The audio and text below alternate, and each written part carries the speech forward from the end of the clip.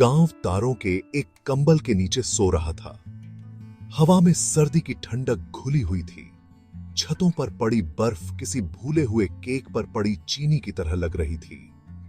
चिमनियों से धुआं निकल रहा था जो जली हुई लकड़ी की खुशबू बिखेर रहा था। यह एक ऐसी खुशबू थी जो गर्माहट और घर की बात करती थी। संकरी गलियां सुनसान थीं। चांदनी में परछाइयां लंबी और पतली होती जा रही थीं। सन्नाटा बस दूर से एक कुत्ते के भौंकने की आवाज से ही टूट रहा था। यहां तक कि नदी भी धीमी गति से बहती हुई प्रतीत हो रही थी, मानो रात के सन्नाटे को भंग करने से हिचकिचा रही हो। ऋषभ बस से उतरा और उस जाने पहचाने कच्चे रास्ते पर आ गया। उसने गहरी सांस ली। ठंडी हवा उसके फेफड़ों में तेज और साफ थी। उसे अपने बचपन के घर आए हुए बरसों बीत चुके थे। शहर ने उसे बुलाया था, सफलता का वादा किया था और इस सोते हुए गांव से कोसों दूर एक जीवन का वादा किया था। वो रास्ते पर चल पड़ा। उसके कदमों की आहट शांति में गूंज रही थी।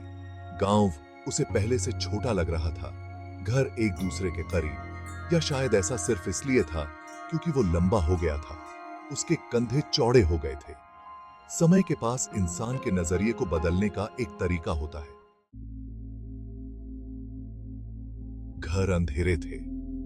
ज्यादातर गांव वाले पहले ही सो चुके थे, लेकिन ऋषभ भी अभी भी उनकी तस्वीर अपने मन में बना सकता था। बूढ़े लोग आंख के चारों ओर दुबके हुए कहानियां सुना रहे हैं। औरतें रात के खाने के लिए मसाले पीसते हुए रहस्य फुसफुसा रही हैं। बच्चे ढलती रोशनी में जुगनुओं का पीछा कर रहे हैं। वो उस पुराने कुएं के पास से गुजरा। उसकी बाल्टी हवा के झोंके से धीरे से चरमरा रही थी। उसे याद आया कि बचपन में उसने अपने पिता की घड़ी उस कुएं में गिरा दी थी। वो कई दिनों तक रोया था। उसे यकीन हो गया था कि उसने खुद समय को तोड़ दिया है। उसके पिता ने बस मुस्कुराते हुए कहा था, कुछ चीजें खोने के लिए ही बनी होती हैं बेटा, मिलना ही मायने रखता है। जैसे जैसे वो नदी के पास पहुंचा, हवा और भी ठंडी होती गई। किनारों पर बर्फ की एक पतली परत जम गई थी जो टूटे हुए कांच के टुकड़ों की तरह चांदनी को दर्शा रही थी। वो लगभग अपने दोस्तों की हंसी सुन सकता था। उनकी आवाजें उस समय से गूंज रही थीं जब जीवन सरल और बेफिक्र था। पुराना मंदिर गांव के किनारे पर स्थित था, जो चांदनी से जगमगाते आकाश के सामने एक साये की तरह था। यह शांति और एकांत का स्थान था, बाहरी दुनिया से एक सुरक्षित आश्रय। जैसे ही वो करीब आया, उसने देखा कि एक व्यक्ति प्राचीन बरगद के पेड़ के नीचे खड़ा है। उसने सफेद रंग के कपड़े पहने थे। उसके लंबे बाल उसकी पीठ पर चांदनी के झरने की तरह बिखरे हुए थे। वो उसका चेहरा नहीं देख सका, लेकिन उसके हाव भाव में, उसके खड़े होने के तरीके में इतना शांत और एकाकी कुछ ऐसा था जिससे उसकी रीढ़ की हड्डी में सिहरन दौड़ गई। वो झिझका, इस दुविधा में पड़ा रहा कि उससे संपर्क किया जाए या नहीं, लेकिन कुछ उसे अपनी ओर खींच रहा था। जैसे जैसे वो करीब आया, उसने देखा कि वो रो रही है। उसके कंधे खामोश सिसकियों से कांप रहे हैं। एक्सक्यूज मी, उसने धीरे से कहा, क्या आप ठीक हैं? औरत मुड़ी और ऋषभ को अपनी सांसें थमती हुई महसूस हुई। उसकी आंखें लाल और सूजी हुई थीं, लेकिन चांदनी में भी वो देख सकता था कि वो खूबसूरत थी। मैं इंतजार कर रही हूं, उसने कहा। उसकी आवाज एक फुसफुसाहट मात्र थी। अगली सुबह ऋषभ एक झटके से उठा।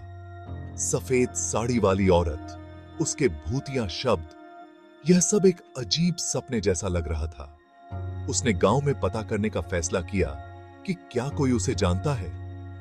उसने बूढ़े सुरेश को अपनी झोपड़ी के बाहर सर्दियों के धूप में बैठे पाया। ऋषभ भी जब तक याद कर सकता था, सुरेश तब से ही आसपास था। वो गांव की कहानियों का रक्षक था। उसका इतिहास उसके चेहरे की रेखाओं में उकेरा गया था। ऋषभ ने उसे सफेद साड़ी वाली औरत के बारे में बताया, उसके दुख के बारे में, और जिस तरह से उसने कहा था कि वो इंतजार कर रही है। बूढ़ा सुरेश धैर्य से सुनता रहा। उसकी आंखें एक अजीब सी जानकारी से चमक रही थीं। आह, तुम अर्चना की बात कर रहे होगे, उसने आखिरकार कहा। बेचारी, वो बहुत दिनों से इंतजार कर रही है। ऋषभ का दिल धक से रह गया। अर्चना? लेकिन अर्चना, वो तो सालों पहले गायब हो गई थी। हम दोस्त थे, पता है, हम तब बच्चे थे। हम तभी। बूढ़ा सुरेश धीरे से सिर हिलाया। हाँ, वो गायब हो गई थी। कोई नहीं जानता था कि उसका क्या हुआ। कुछ लोग कहते हैं कि वो भाग गई, दूसरे कहते हैं कि वो रुक गया। उसकी आंखें उदासी और डर के मिश्रण से धुंधली हो गईं। क्या हुआ सुरेश अंकल? ऋषभ ने तुरंत पूछा।